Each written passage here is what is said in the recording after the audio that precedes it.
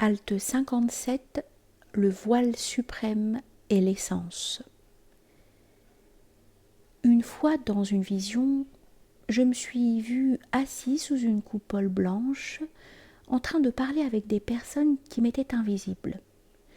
Nous nous entretenions de ce qu'a dit le pôle Abd Salam ibn Mashish, qu'Allah soit satisfait de lui.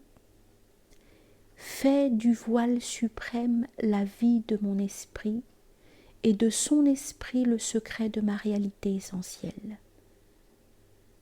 Je leur déclarais, par cela le shir demande que le voile suprême, qui est la réalité essentielle mohammedienne, première autodétermination de la réalité suprême, connue sous beaucoup de noms correspondant aux points de vue et aspects sous lesquels elle est envisagée, soit la vie de son esprit.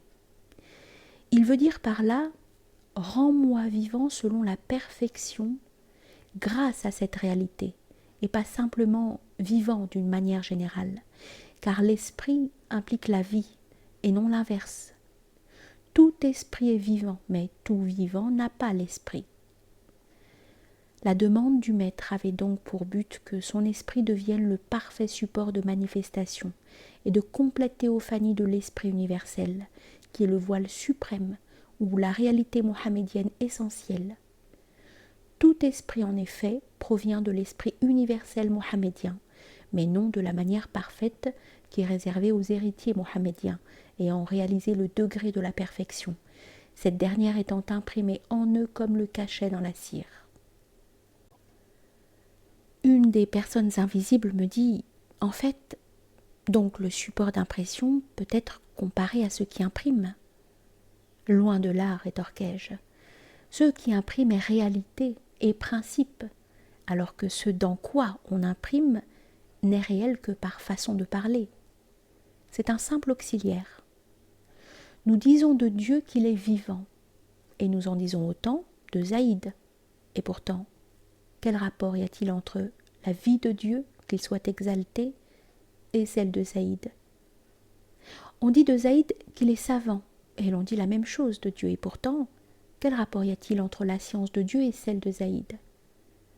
Si se distingue la réalité de deux choses revêtues d'une même qualité, cela annonce qu'il n'y a pas d'équivalence entre ces deux choses sous le rapport de cette qualité. Lorsque, par exemple, la lumière du soleil frappe un mur à travers une ouverture, nous disons que le soleil apparaît sur le mur. Cependant, quel rapport y a-t-il entre le soleil en soi et son rayon apparaissant sur le mur? Lorsqu'il dit « Fais de son esprit le secret de ma réalité essentielle », le cheikh, qu'Allah soit satisfait de lui, entend par là l'esprit du voile suprême, puisque c'est à ce dernier que se rapporte le pronom « son ». L'esprit d'une chose est son fondement, ce par quoi elle subsiste, et l'esprit du voile suprême n'est autre que l'essence pure, absolue et cachée qu'on ne peut exprimer sous aucun rapport, et qu'aucune allusion ne saurait indiquer. Le voile suprême est en effet le maximum de ce que peuvent connaître les connaissants. C'est la fin de leur voyage initiatique. Sauf qu'ils savent qu'au-delà de ce qu'ils perçoivent de son être et de ses qualités personnelles, on ne peut rien connaître ni saisir de lui, sauf qu'il est réel et rien d'autre. Il y a là une saisie cognitive, puisque saisir qu'on ne peut saisir est une saisie. La science consistant à découvrir son objet selon sa nature. À ce moment de ma vision, l'un des personnages m'apparut et me baisa la main.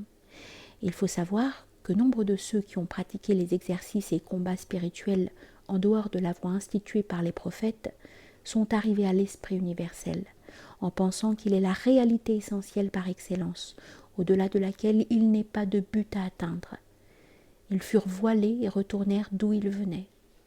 C'est pourquoi l'un des grands maîtres initiés a dit « Quiconque revient ne revient qu'en sortant de la voie.